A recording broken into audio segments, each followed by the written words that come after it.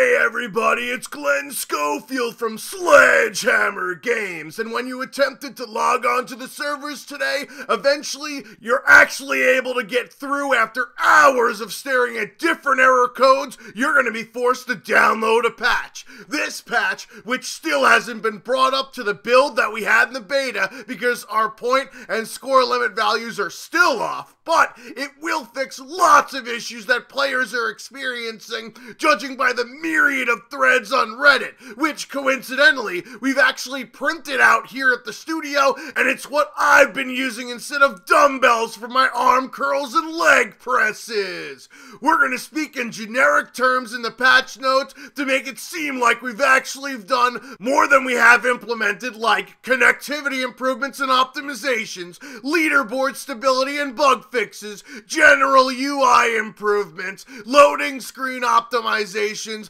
emblem editor and game battles improvements, and finally, split screen functionality improvements, even though it doesn't make sense to make the game better for the people that are too poor to afford 2 copies of the game. Us developers have got to pay for our gym membership somehow, and that's why all of the gestures are basically slight variations to each other, so that this way when Call of Duty Points eventually rolls out on November 14th, we can be making maximum profit with minimal effort, just like you'd expect from an Activision studio. We nerfed the Espionage basic training to lower the paint time from 10 seconds to 6, and so that only bullet damage will put you on the radar instead of also including grenades, even though this was never an issue with Recon Pro during Modern Warfare 3, but maybe it's because that game had an actual creator class system with perk trade-offs of other, better ones in the same tier,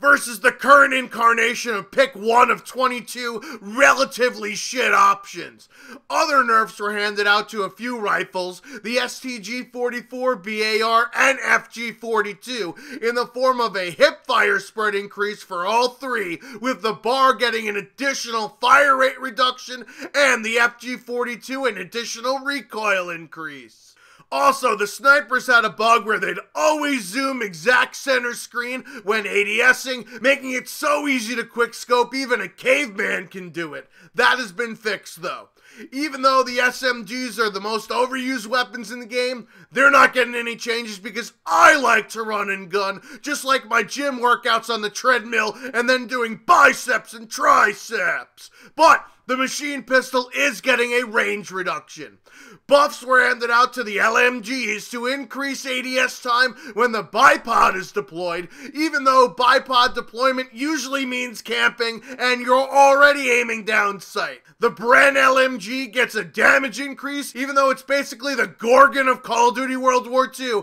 and the Toggle Action Shotty gets a damage increase at point blank range, despite the fact that most of the shotguns in this game are as harmful in your character's hands as they are in Dick Cheney's hands. Watch out when you're going duck hunting. In addition, weapons were tuned to allow for one-shot kills outside of hardcore, which could have far-reaching implications, but is so generic that I can't even figure out what we actually changed here. Maybe it's all those 5-hour energies and snorting some Adderall that I got from our E-athletes to stay up late fixing all the shit in our game. Lastly, on weapons, we fixed an infinite flamethrower bug, even though the score streak is more powerful than my punches for its point cost to earn it, but hey, at least one score streak in this game is actually good to use. We fixed some out-of-map exploits on Gustav Cannon and Saint Marie du Monte, even though those maps are so big, I don't know why you'd even try to leave the play area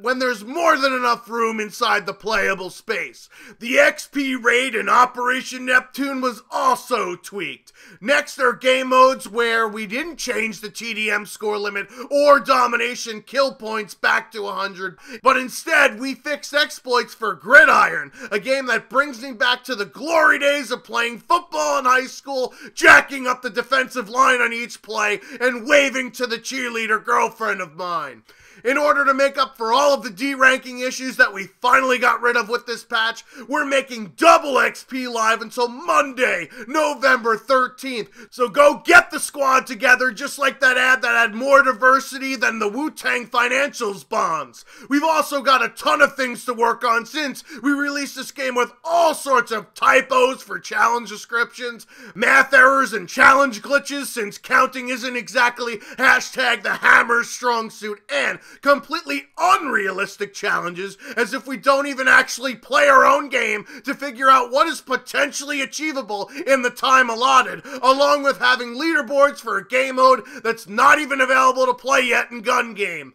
Maybe that's because we were busy working on Advanced Warfare 2 until Activision, spelled with a $, told us to pull the plug because of backlash to the futuristic titles. So even though there's a 3-year development cycle, we kinda got caught with our pants down, just like me in the bathroom at the club last night. Oh well, at least we can make our shelved product come out for April Fool's Day, as Condra points out on Twitter, and now you know where all of our spelling mistakes come from.